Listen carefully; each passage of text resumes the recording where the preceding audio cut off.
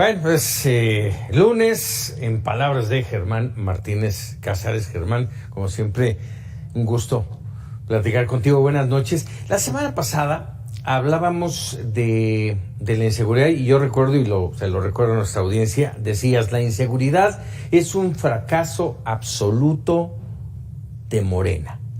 ¿Ok?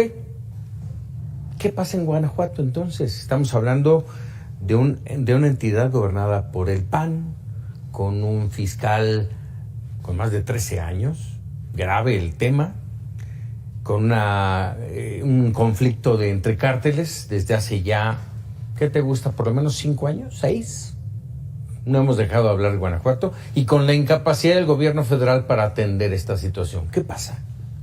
Es un asunto que no es de Guanajuato. Buenas noches, Paco. La verdad, es un asunto que es del país. Es un asunto que vimos, como le dicen los lugareños, en Tizca, en el Estado de México, que hasta es posible que haya desaparecidos, que haya secuestrados, para decirlo todavía más claramente.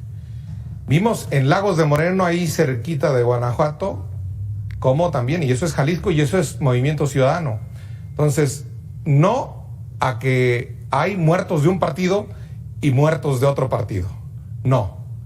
Quien estableció la estrategia de abrazos a los criminales, de permisividad a los criminales, es el gobierno de Morena. Y ellos son los responsables. Abrazos y no balazos, dijeron. Yo digo sí a los balazos con respeto a los derechos humanos. Porque quien tiene el mando del ejército, quien tiene el mando de la policía federal, es el gobierno. Y el gobierno dijo que con Jóvenes Construyendo el Futuro, con atacar las causas de la violencia, se iba a acabar con la violencia. Pues no se acabó con la violencia, ni se acabó con las causas. Entonces, ellos tienen una responsabilidad mayor, porque tienen un mando mayor. Por supuesto que yo sí veo responsabilidad en Guanajuato, en mantener a un procurador tantos años. Yo creo que ahí la nueva gobernadora lo debe relevar, o no sé cuánto tiempo, pero bajo ninguna circunstancia, ni en la Ciudad de México con Godoy, que ya se fue al diablo, ahora que hay pastorelas, Godoy, ni en ningún estado debe haber fiscales carnales de los gobernadores. Eso es lesivo, eso es dañino para combatir la impunidad y no encontrar a los asesinos de Salvatierra. ¿Contubernio? Pues a lo mejor, antes yo creo que no del ayuntamiento, porque hay que recordar que en Salvatierra hace unos días asesinaron a un regidor. Sí. De ahí, también del PAN. Sí. Por eso digo, no hay que andar diciendo que los partidos y que hay muertos de un color y muertos de otro. Ya partidizar y no condolerse. Ya por lo menos hoy se condolió el presidente. No, hombre. Ya por lo menos no los revictimizó. Sí, déjame decirte, y lo comentamos hace un momento para opinar. El presidente dice abrazo solidario a las familias, las familias, y le preguntan, oiga, presidente, ¿y cómo va la investigación? Tenemos varias hipótesis. En las drogas. Y le preguntan, oiga, esa es una de las hipótesis, espérame. No los revictimizó tan descaradamente como los de Celaya. Sí. Que ahí sí no tuvo, la verdad, ninguna vergüenza que a unos muchachos estudiantes de medicina de la universidad local de Celaya los haya revictimizado. Entonces, sí, el presidente está aprendiendo en su 6º año a tratar con humanidad a las víctimas. Cuando dijo que terminaría con el tema de la inseguridad y la violencia en máximo 6 meses. Pero bueno, a ver, invariablemente hablamos de este tipo de casos, son de carácter federal y es el gobierno federal que debería de responder, pero los gobiernos locales verdaderamente se lavan las manos, Germán. Sí, la verdad es que se lavan las manos porque se militarizó, porque la lana se fue a los militares, porque la lana está en la Policía Federal, porque la lana no está en la seguridad local.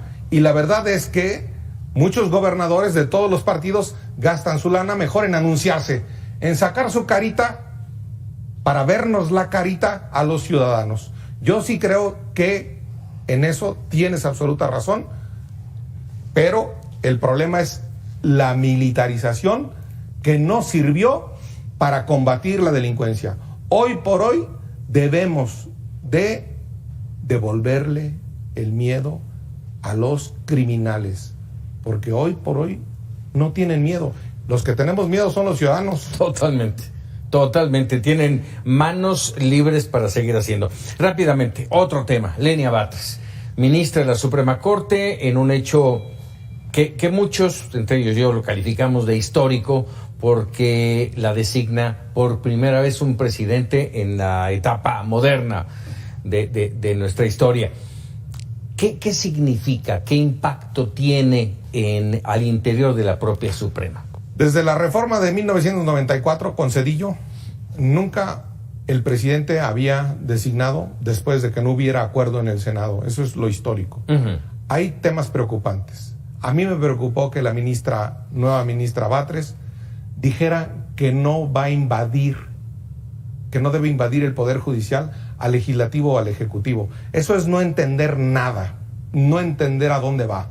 El Tribunal Constitucional está por encima del Legislativo y del Ejecutivo y del propio Judicial en materia de violación a derechos humanos. Se llama vigilar el bloque de regularidad constitucional y vigilar el bloque de regularidad convencional. ¿Quién va a vigilar que se cumplan los compromisos? Hoy se festejan 33 años de la convención que nos obliga a tratar con dignidad a los trabajadores migrantes y sus familiares. Sí. Es la Corte invadiendo, como dice Lenia Batres que no va a hacer, invadiendo al Poder Ejecutivo. Cuando el Ejército viola derechos humanos, pues va a invadir las labores del Comandante Supremo de las Fuerzas Armadas, una decisión de la Corte. Pues eso no me gustó y no entiendo. ¿Está en riesgo la Suprema Corte?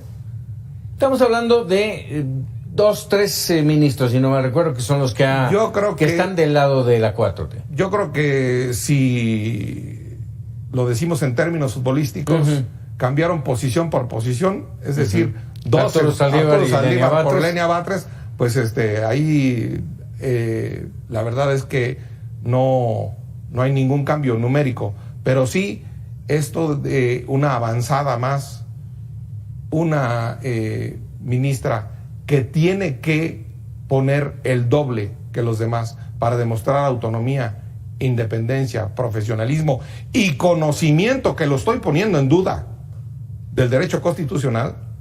La verdad es que sí retrocedimos. Por lo menos nadie puede negarle que conocía la Constitución al alumno de la Escuela Libre de Derecho, Arturo Saldívar. Yo no sé ni de qué universidad es Lenia Batres. Muchos temas de qué preocuparnos para el cierre y el arranque de año. Germán, está este tema de la Suprema Corte, ver cómo se va a empezar a mover, el Tribunal Electoral con nueva presidenta, el INE sin nombramientos, que finalmente el secretario ejecutivo tiene una participación fundamental. En fin, hay muchos temas. Si te parece, los arrancamos el año y te agradezco como siempre que estés con nosotros. Feliz año, felices fiestas. Gracias Paco. Para todos los que tienen su eje espiritual en Belén, felicidades, y para los que no, también. También, por supuesto. Germán, gracias. Un gusto. Muchísimas gracias. Hacemos una pausa y regresamos.